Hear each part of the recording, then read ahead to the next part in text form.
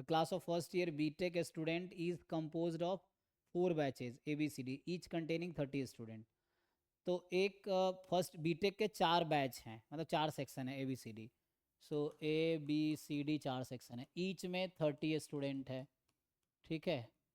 So each में आपके 30 students हैं.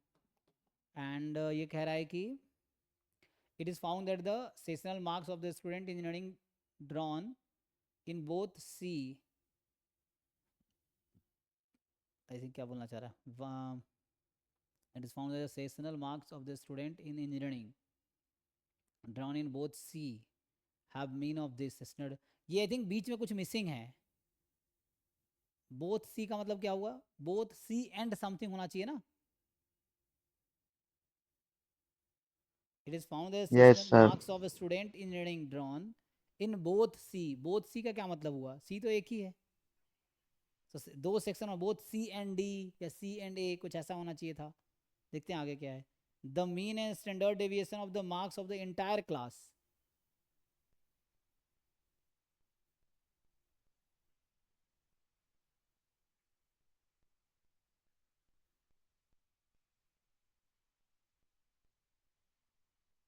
आई थिंक डी एन सी होगा शायद, मुझे लग रहा है. ड्रॉन मतलब डी होगा यहाँ पे, इंजीनियरिंग डिग्री.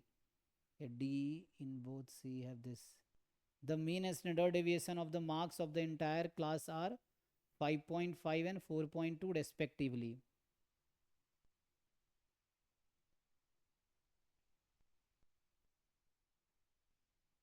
ठीक है, क्लास का ये. It is decided by the course instructor to normalize the marks of the student of all batches to have same mean and standard deviation as of the entire class.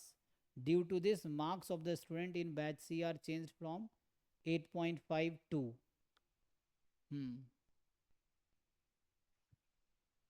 तो descriptive का question actually है ना. तो ये कहना चाह रहा है 4 सेक्शन है, चारों में 30-30 स्टूडेंट है.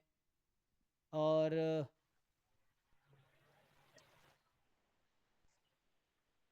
सेशनल मार्क्स जो है बोथ का मुझे मतलब समझ नहीं आया, बीच में कुछ एरर है. 2.3 है, मतलब ये कुछ कहना चाह रहा है कि मीन जो है किसी एक सेक्शन का, मुझे लग रहा है शायद ये सबका मीन या तो ऐसा है, लेकिन ये दो का है.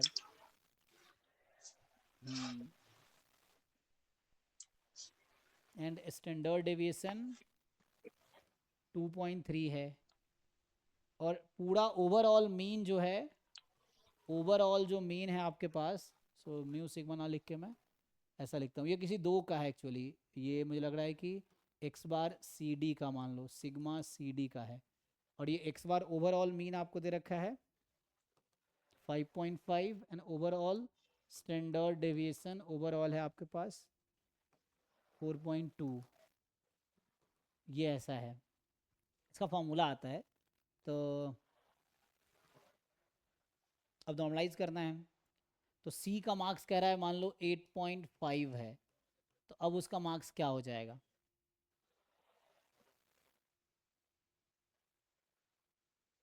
अब सारे बैच के मार्क्स सेम करने हैं. तो इसमें ये होता है कि इसमें क्या होगा, अगर मान लो ये sum of marks of C D कितना आ गया, यहाँ से देखो आप, मैं ये सी डी मान के चलता हूँ. तो टोटल सम कितना होगा? Marks of C, marks of D, marks of A, है ना, या A B C D. Marks है, एम का मतलब मार्क्स. ठीक है. तो ये सम क्या होता है? समेशन एक्स आई अपॉन 4 ए ना. times 5.6. हाँ, तो 4.5.5 कितना आ जाएगा? So 22. 22 आ गया. तो टोटल मार्क्स है, यहाँ से देखोगे marks of section C and marks of section D, ये कितना आ गया? 14.2. नहीं, 13.2. ठीक है, ये आ गया. तो यहाँ से ये भी पता चल जाएगा कि marks of A plus marks of B, क्योंकि टोटल बताया मुझे, तो उसमें से घटा देंगे. Yes, sir. कितना है Sir, 8.8 शायद. चेक कर लेना ना. तो 8.8.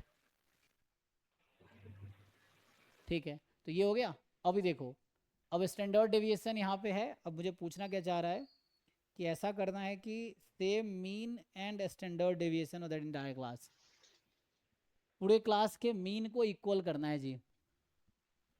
अच्छा, स्टैंडर्ड डिविएशन का अगर फॉर्मूला यूज़ करोगे तो ये आएगा 1/2 समेसन, अगर ओपन करके लिखे तो क्या लिखते हो, एवरेज इसका, ठीक है। तो ये या तो फॉर्मूला ओपन कर लो या इसमें ना, ये प्योर डिस्क्रिप्टिव हो गया। तो 2 टाइम एवरेज ऑफ क्या होता है, स्क्वायर ऑफ डेविएशन ना। सो स्क्वायर ऑफ डेविएशन का स्क्वायर रूट एक, तो ये है कि यहाँ से स्क्वायर कर लेना।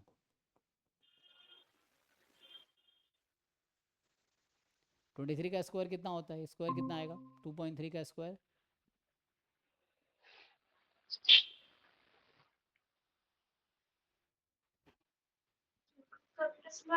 400 समथिंग ना, क्या 2.3 का स्क्वायर कितना होगा।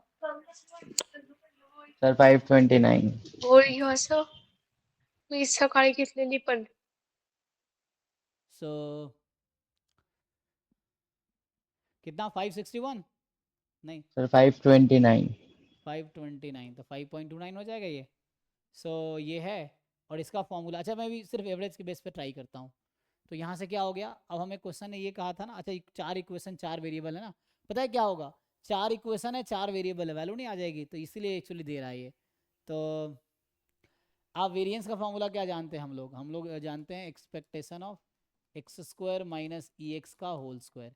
तो डिस्क्रिप्टिव में आओगे तो ये थोड़ा चेंज होता है। सो यहाँ पे 1/n समेसन एक्स आई स्क्वायर, और आएगा माइनस यहाँ 1/n समेसन एक्स आई इस पूरे का स्क्वायर, ठीक है, यही है। तो इसके अकॉर्डिंग आप देखो, तो यही लगा लो फॉर्मूला, सिग्मा सी डी है ना। तो यहाँ से जो फॉर्मूला हम निकालेंगे, सो 1/2 मार्क्स ऑफ सी का square plus marks of D का स्क्वायर माइनस, यहाँ वो तो उसका एवरेज ही है, तो एवरेज तो मुझे पहले से पता था 6.6 का स्क्वायर, दिस इज 5.29। तो एक इक्वेशन यहाँ से नहीं आ गई, तो यहाँ से सपोज नेमिंग इट इक्वेशन 2 है ना, दिस इज इक्वेशन 1 समझो अभी के लिए। तो 1-2 को सॉल्व करके मार्क्स ऑफ सी और मार्क्स ऑफ डी आएगा कि नहीं आएगा, Yes, sir. ये आ जाएगा। तो इससे आ जाएगा marks of C and marks of D.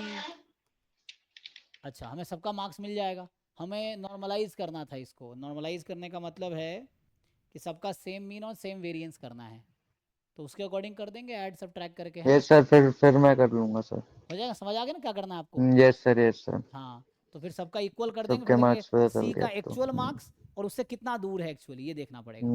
Yes, sir. हम्म तो वैसे ये भी में इक्वेशन आ जाएगा सेम तरीके से, तो वो भी आ जाएगा।